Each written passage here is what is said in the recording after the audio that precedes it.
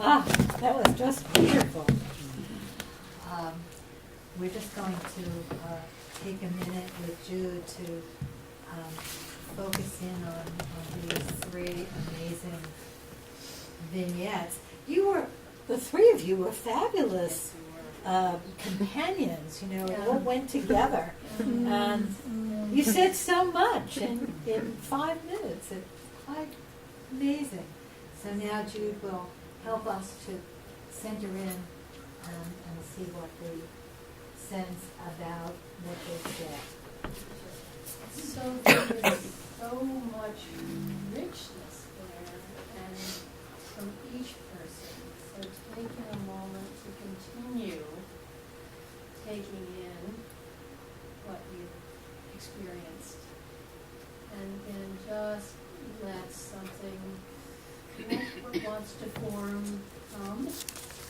Again, if you want to write something, there'll be a question. Just spend a little time thinking about it.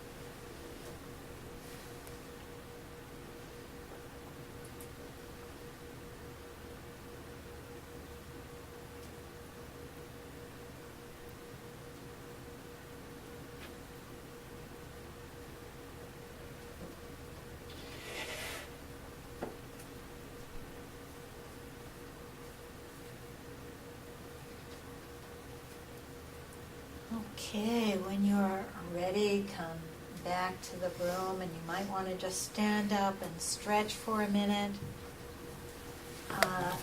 Get your body back.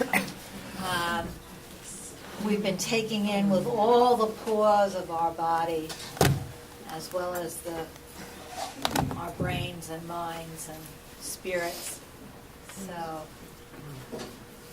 a stretch will really help. And now we have time for you, for us, for the interaction that comes out of all of this. And Jude is going to help me moderate this discussion, but perhaps the three of you could help me moderate also. I'm going to steal Janet's I brought this actually for the panel, but I'm going to steal it, if that's okay. Sit over here. You good? Is that okay? Yeah. Oh, so I can't wait to hear what you're going to say now. Anything about the video, anything about any of the panelists, anything that comes from you is welcome. I felt, oh, sorry. No, I didn't raise my hand, I just floated. We have room for spontaneity. We can negotiate all of this enthusiasm.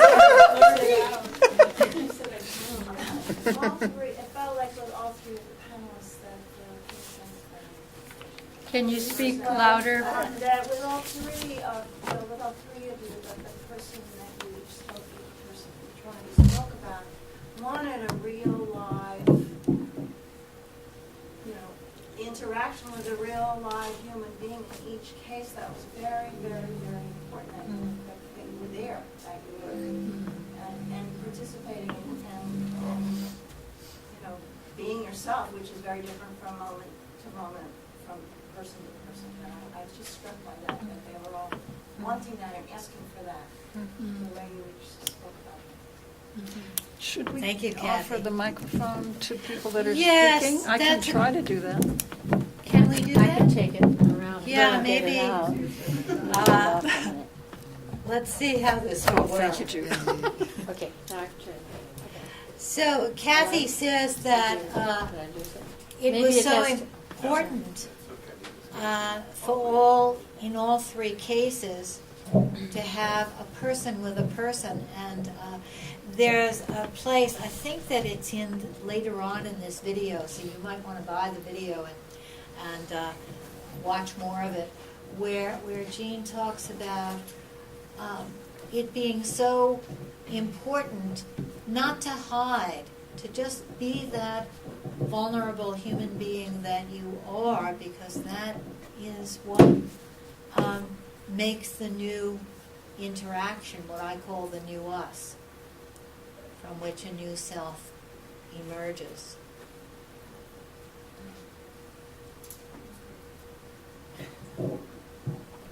Well, in line with what you just said. You might say, my could name each is person... Marguerite. Yeah, And that was Kathy. Kathy in line and with now what Marguerite. Kathy just said. One of the things that impressed me, first of all, I want to say this to you as a panel, was that your preparation for what you were going to your preparation for what you were going to say. What's going on? Your preparation for what you were going to say resulted in such a concise and elegant statement, all through. And to me that was very encouraging, because it was really about the process, the work that you do, and the way, it wasn't about you, it was about the work. And I found that, and find it, very encouraging. And because one of my thoughts about therapists in general is that we get very caught up in how fabulous we are, or how fabulous we think we have to be, and therefore get defensive and carry on and do stupid things. So this to me was very, very encouraging, and so much in line with Jean's way of handling everything that we do. So thank you all.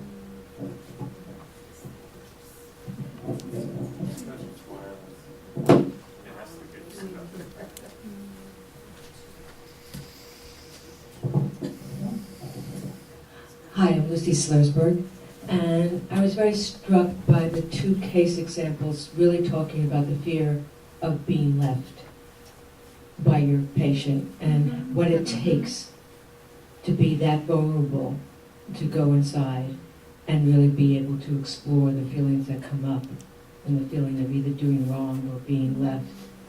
And I think of how often that's all that someone else needs, is recognizing that we've been impacted by our own fallibilities. And when we're able to express them, how healing that can be. And there were two beautiful case examples that showed that. Maybe I'll just take the mic. Okay. There's somebody else? Somebody else?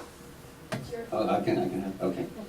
So I was just sort of struck, I was struck by Jean saying we are interaction. But then he said something more. He said there's a kind of interaction that is helpful. So there's interaction and there's interaction that's helpful. And so I think you all described a kind of interaction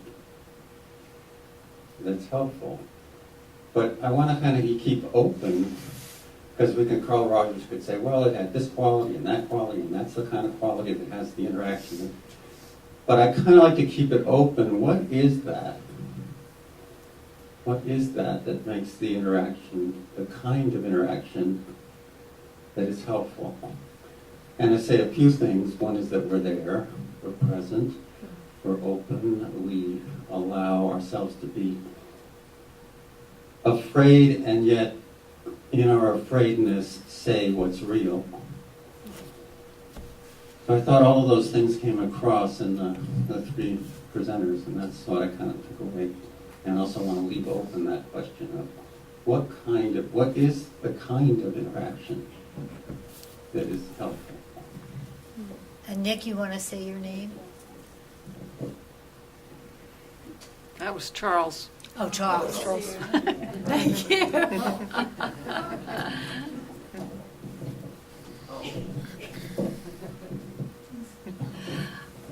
See, I'm Naomi, and I just wanted to speak about, all three, everyone has said what I feel about the three, and there was one of them I wanted to zero in on for myself, which is Charlotte's, what she did. There was something sort of, I think, of subterranean. There was a kind of a being, there was a being with it was kind of subterranean.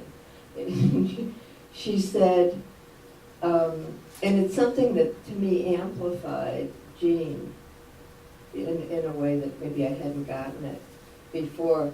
It's with the words that she said, I think I wrote it right. She said she felt the essence that the woman that she'd be alone and wanted to leave, but she'd be so alone. And there was such an essence of a feeling that she got. And then she had that underlying, that kind of intense amplification of the being on the beach and being unsafe and having the family be all that was safe. And, that kind of just an intense parallel. And then it seemed that when the woman cried, or held back crying because she'd be betraying her mother, if she cried, because she had done it with her mother. It just seemed like so much went on a kind of a subterranean level. Not much said. And so I'm thinking about that, I had such a feeling of happening, like waves. The implicit intricacy. Yeah. Jennifer.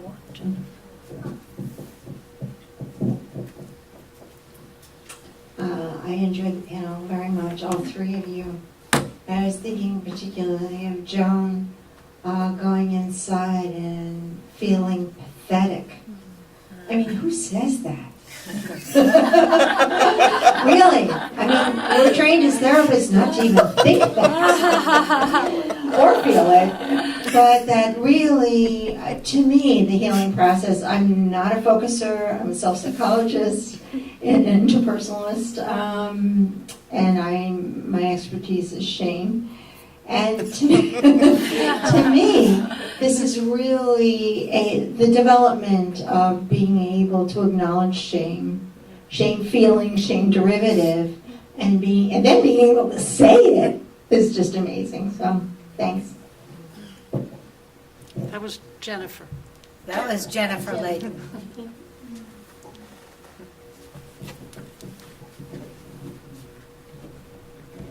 Just say your name first. Thank you for highlighting, I was going to say, what came up for me, and thank you, panel, for being so vulnerable in front of all of us. It's one thing if you are vulnerable one-on-one, but in front of a group, kudos. As Gene mentioned in the video, he's just trying to give us a construct of something we already know and do, to just help us affirm some of the processes we are experiencing. And what came up for me is this implicit intricacy, which is that the interaction that I heard between you, the therapist, and the client was greater than just the two of you. And something that transpired, that implicit intricacy, almost felt sacred, that called forth courage that we usually don't have to use unless we're really called to do, and to do it for the sake of something very large. And in this case, for the sake of the relationship with the client, that was long-standing and that was important. And for that sake, for that highest sake, both of you were willing to put yourself on the line and do whatever it took to do to honor that sacred relationship. And it really helps me move forward. Thank you.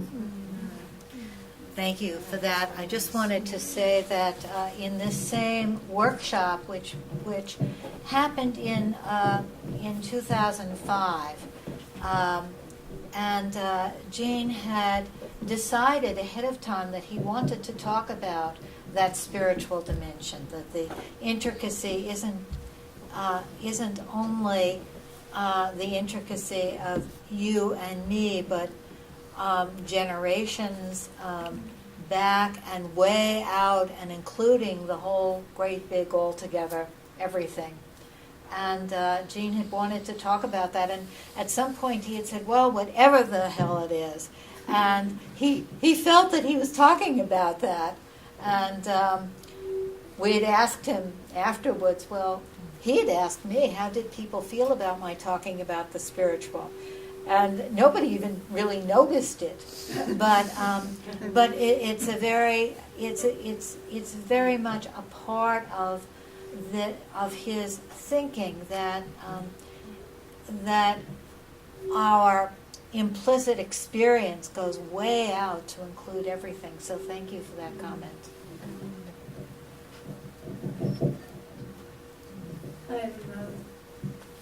I'm more struck than ever by the concept of murky, the value that we place on murky.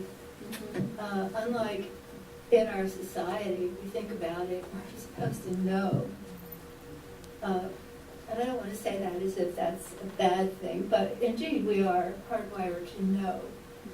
And murky, in focusing, it's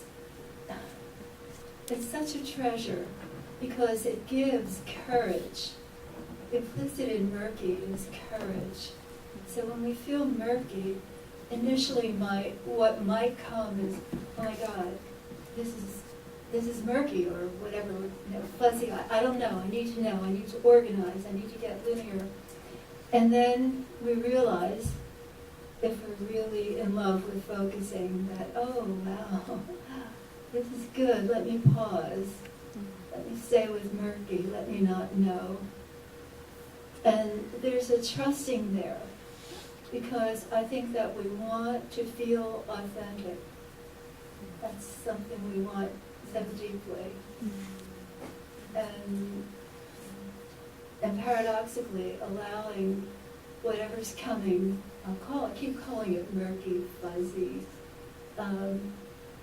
is coming from a place that it's not like it's been loitering around. It's being freshly formed in the moment, but we're giving it permission to come. And in a way, whatever word comes, I feel pathetic, or I feel whatever we ordinarily, someone has said, well, we're therapists, we don't talk this way, let alone even allow ourselves. This is such a blessing when something like that comes. It feels authentic, and then there's a parallel with that. We can say that to our patient because we're in a whole different paradigm, a different way of speaking. It's not about, I have to say it right, I have to say it wrong, I did it good, I did it bad, I did it too much, I didn't do enough. That really falls by the wayside. And obviously it's very liberating. What we get is feeling authentic, and so does our patient. And surprised sometimes, and very happy. Thank you, Anna.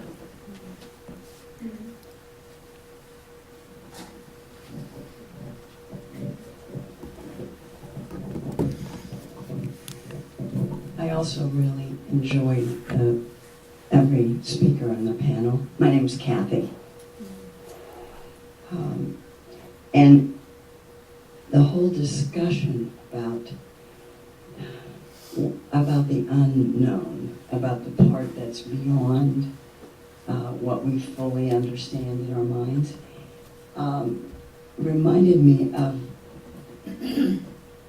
a very brief statement that's at the beginning of one of Stephen Levine's books, Who Dies? So I wanted to read it for you. I have it, I think, mostly correct from my memory, but in case it resonates with you. And he's talking about the book, but we can think about it in terms of our work. When reading this book, read it with your heart. Let it be a mirror of your own true nature. Go to the truth beyond the mind. Love is the bridge. Thank you, Kathy.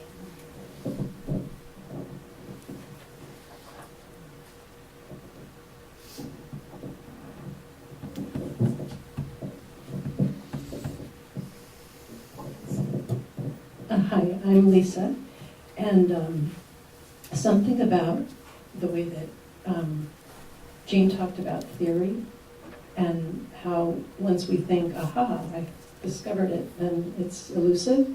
Reminds me a little bit of meditation. And you'll be sitting there meditating, and then you'll be like, oh my God, I'm totally in tune with my breath. And I'm really present with my mind in the moment. And then the next thing you know, you're planning lunch. And you're like, oh, back to the drawing board. But it really is that we never really arrive, right? It's just that we keep riding that, I guess that, it's like a surfer riding that wave, and there's always going to be a new kind of movement coming towards us.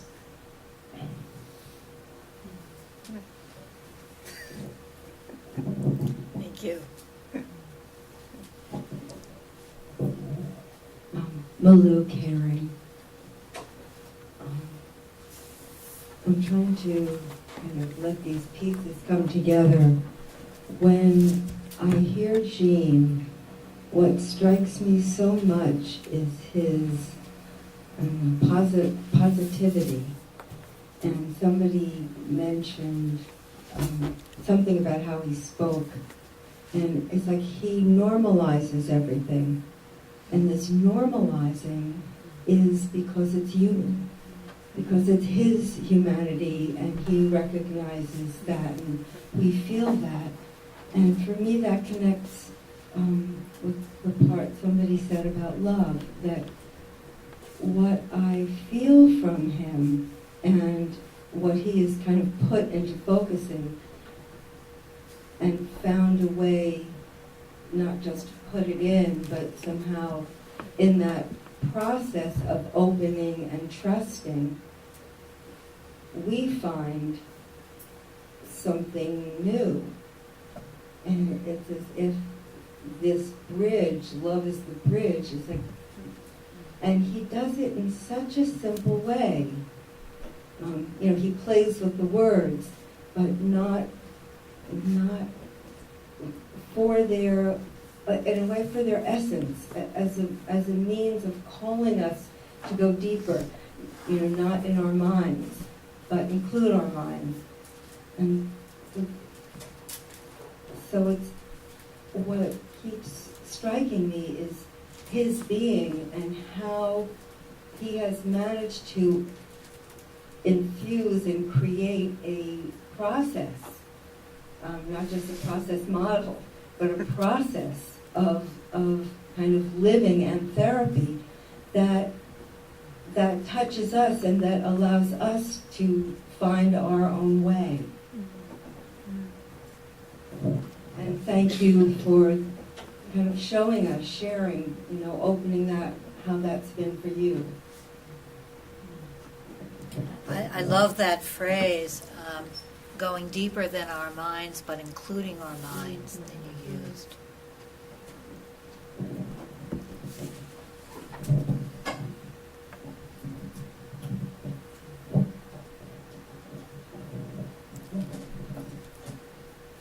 I think maybe we're ready to stop here. We've had such wonderful comments, and thank you all so much. And we're going to have time now to have some more food, to gather, to meet people that you haven't met before. Remember that the potluck supper celebration is November 10th. We have some new programs. Take a look at the brochures that we have. A new program, the Fundamentals of FORP. By the way, these are all FORP faculty members on the panel, and our new program will start in January. It's a short one-semester program that will be using video as a primary teaching tool. So thank you all for coming and continuing to be here, and come up to any of us with questions, and have a good time. Thank you, Lynn.